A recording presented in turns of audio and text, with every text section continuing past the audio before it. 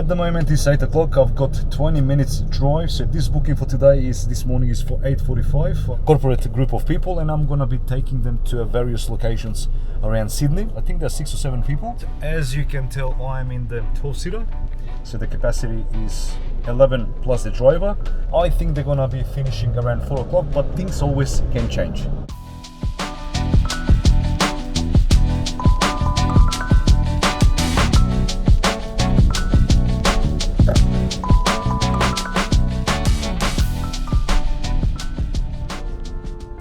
Hiring a chauffeur is meant to be luxury, a seamless experience that saves time and adds convenience. Every now and then, clients make avoidable mistakes that it can impact the ride, the schedule, or even the vibe of the entire trip. So let me take you through the 5 big mistakes I've noticed people tend to make when booking or using a chauffeur service. If you ever wondered how to make the most of a professional driver, here's your insider guide. My name is Ratko, a Sydney-based chauffeur, aka Ray.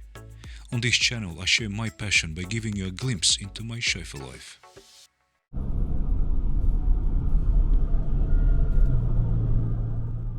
A lot of clients assume that having a chauffeur will magically solve traffic problems or make impossible schedules doable. But the reality is, even with the best planning and top-tier vehicles, we still have to contend with the Sydney's notorious traffic and airport bottlenecks. I've had clients sometimes tell me, look, it's 8 o'clock at the moment, I need to arrive there by 9, only for the trip to take twice as long due to peak hour traffic. So if you underestimate travel times, it can throw you off your whole schedule, causing stress and also unnecessarily delays. The key here is simple: build in a little buffer time, so as your chauffeur, they can offer realistic advice on how long a trip will take and help you accordingly.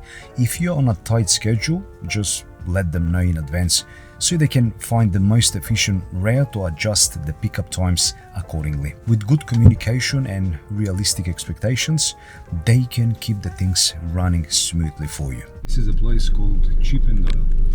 It's almost in central Sydney, 5 to 10 minutes. But look at this tiny street. If you're a chauffeur from Sydney just starting out, avoid this place at any cost. Look at this, how tiny. Probably this is one of the tiniest streets in the town.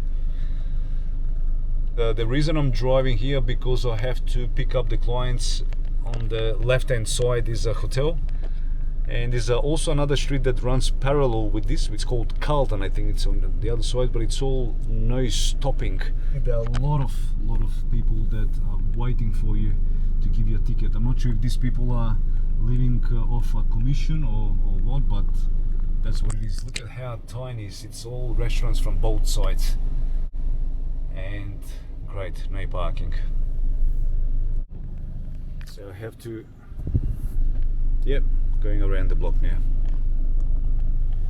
Yes, I understand plans change, it's part of the life, but one of the most frequent mistakes I see people make, they change location times or schedules on the fly and forget to notify the chauffeur. So this can definitely create all sorts of logistical issues, especially when we've planned the day based on specific instructions. For instance, I had a pickup at the Sydney International Airport only to find out the last second that the client had decided to meet me at the domestic terminal instead. 5 minutes heads up could have saved both of us time and frustration. As chauffeurs, we understand flexibility is part of the job, but quick message can make all the difference between a smooth adjustment and a logistical nightmare. Even small changes like an alternative drop-off point are easier to manage when we are informed in advance.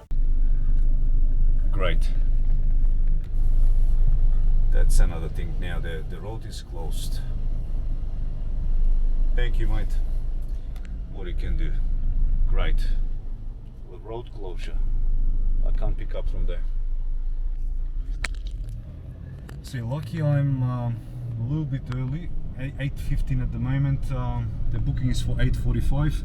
Otherwise, if I was right on the dot 8:45, I was gonna be late. So now I have to go around, and which obviously is gonna take me another additional 10 to 15 minutes.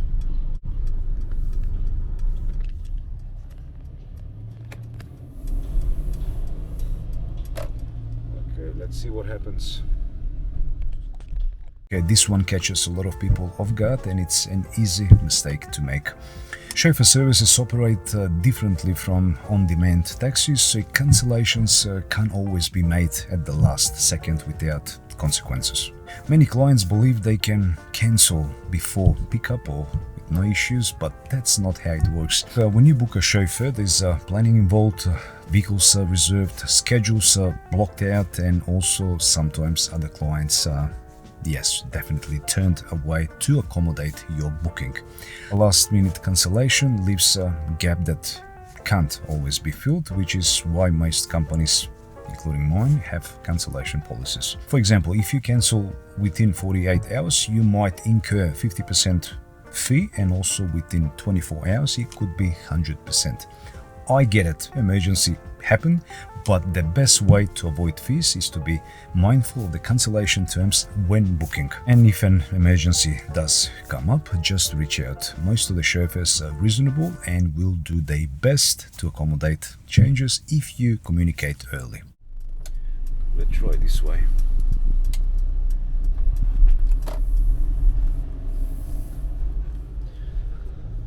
Yeah, this is the closure. So right in front of the hotel. So on the left hand side, that's the no stopping zone that I was talking about, and these people are with the trucks are right in front of the hotel. So I've got no choice but to go around. And eventually park in that loading zone.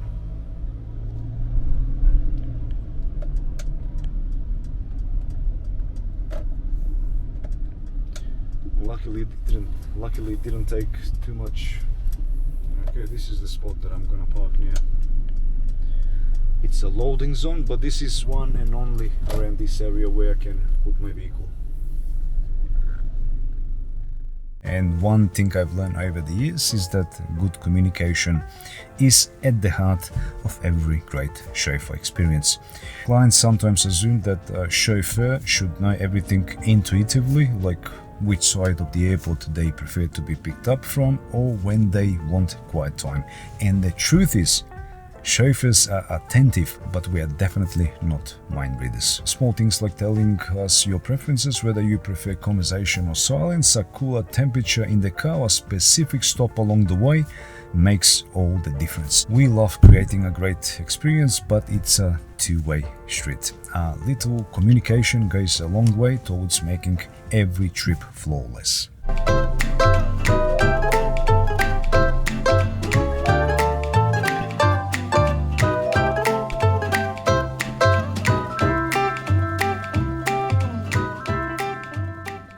This one is subtle but important. Sometimes clients get so focused on their schedules or stressed by their travel when they forget there's a human behind the wheel.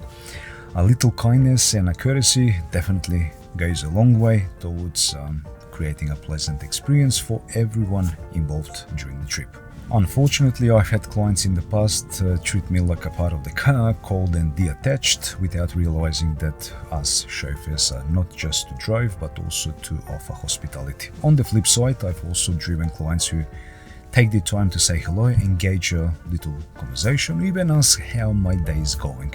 So those rides feel different, not just for me but also for the client too. It does create a relaxed, enjoyable atmosphere, and you'll be surprised how much smoother the trip feels when there's a bit of a mutual respect. And I understand that not everyone wants to chat, and that's perfectly fine, but a simple acknowledgement, a nod, thank you, or even just treating me with a little respect makes all the difference. At the end of the day, chauffeurs are professionals, but we are humans too.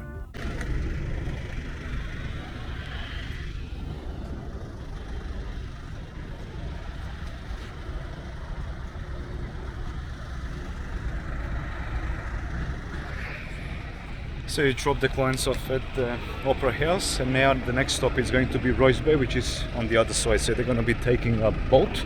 So there's no point for me to stay here, and I'm going to be driving to Rose Bay, I believe 10:45, which is approximately 90 minutes from now.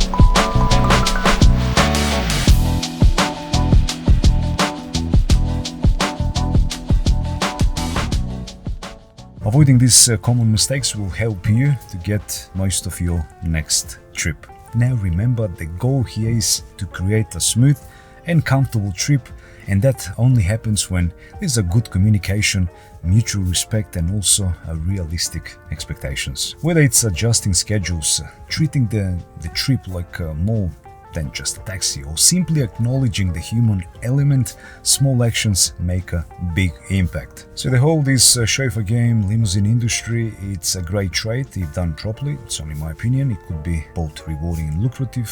You can definitely make some good earnings. If you, just in case you're wondering how much, I've made a video and I'm gonna put the video somewhere up there. You can check that video how much a chauffeur makes, and you could be surprised. Thanks for watching.